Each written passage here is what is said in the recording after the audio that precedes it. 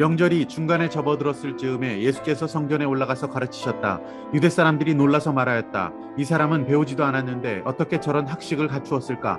예수께서 그들에게 대답하셨다. 나의 가르침은 내 것이 아니라 나를 보내신 분의 것이다. 하나님의 뜻을 따르려는 사람은 누구든지 이 가르침이 하나님에게서 난 것인지 내가 내 마음대로 말하는 것인지를 알 것이다.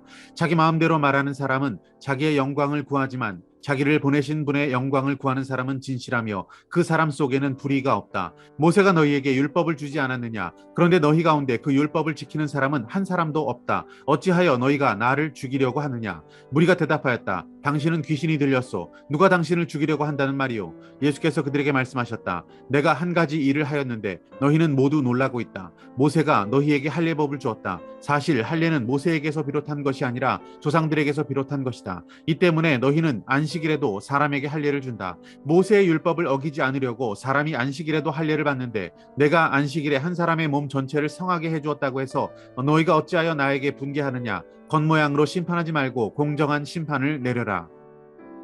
할렐루야, 아름다운 새날입니다. 초막절, 예수님께서는 예루살렘 성전에서 많은 이들에게 말씀을 전하고 계십니다. 그 가르침이 유대인들에게는 매우 놀랄만한 것이었습니다. 배우지도 않은 저 촌사람이, 랍비도 아닌 사람이, 그렇다고 어느 학파에 몸담고 있지 않은 저 청년이 이토록 대단한 학식을 갖추고 있다는 것에 모두가 놀라게 됩니다. 특별히 유대인들이 그렇게 중요시 여기는 모세의 율법에 관한 예수님의 논증은 유대인들에게는 커다란 충격으로 다가오게 됩니다. 그것은 그들의 율법적인 삶의 모순과 또 율법 논리에 갇혀 있는 그 오류투성이인 그들의 실체를 드러내셨기 때문에 더욱 그랬습니다. 그들은 예수님께서 안식일에도 병자를 치유하고 있는 것을 계속 지켜보고 있었습니다. 사람을 살리는 생명의 사역이었고 선한 일이었음에도 불구하고 안식일에는 그 어떤 일도 행해서는 안 된다라고 하는 율법의 조항을 문제 삼아서 율법을 어긴 예수님을 그들이 미워했고 죽이고자 하는 마음을 품고 있었습니다. 그들의 속내를 주님은 이미 다 들여다보시고 계셨기에 19절에서 이렇게 말씀하십니다. 너희가 왜 나를 죽이려고 하느냐? 그것은 살인하지 말라라고 하는 그 모세 율법에 어긋나는 그들의 태도에 대한 날카로운 지적이었습니다. 율법의 잣대를 들이대고 지적하고 미워해서 죽이려는 마음까지 가졌던 그들도 역시 율법에서 벗어난 삶을 살고 있다는 것을 예수님은 깨닫게 하십니다. 예수님은 계속해서 같은 예로 반박할 수 없는 논리를 한 가지 더 그들에게 제시하고 계십니다. 난지 8일 만에 무조건 할례를 행하라는 것이 모세의 율법입니다.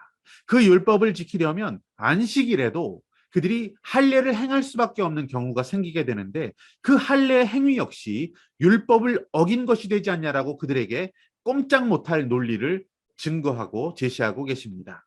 결국 율법 아래 그 누구도 율법을 지킬 수가 없고 결국 모두가 죄인으로 정죄받을 수 없는 받을 수밖에 없는 율법의 한계와 모순을 그들에게 깨우쳐 주십니다.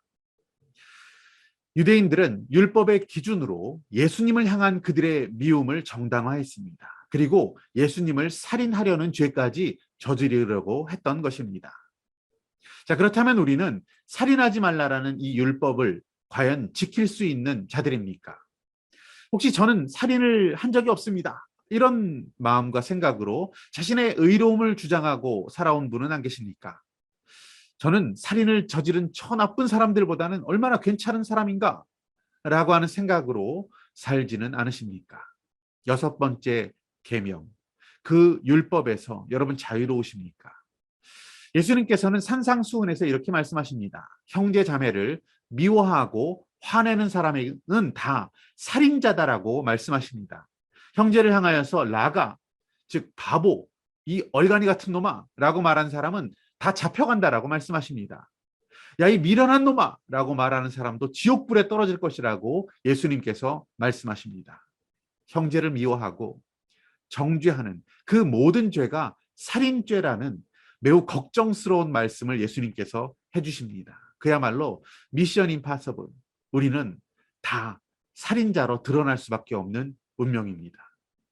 과연 형제들에게 원망을 들을 만한 일이 여러분 하나도 없으십니까? 주님은 우리가 예배 전에 그 모든 일들에 대해서 말끔하게 다 화해하고 정리하지 않으면 우리가 예배를 드릴 자격도 안 된다라고 말씀하십니다. 만일 그렇다면 저와 여러분은 예배조차도 드릴 자격이 없는 죄인 아닙니까? 율법의 한계에 갇혀 있는 우리, 율법의 정죄에 놓여 있는 우리는 스스로를 결코 의롭다라고 주장할 수가 없습니다.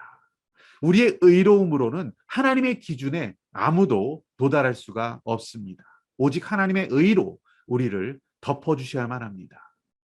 그리스도를 믿는 믿음으로 말미암아 모든 믿는 자에게 미치는 하나님의 의, 복음만이, 그리스도만이 죄인인 우리, 율법의 모순과 오리와 한계에 봉착한 우리의 소망이 되십니다. 오늘 붙드신 하나님의 말씀과 믿음의 결단은 무엇입니까?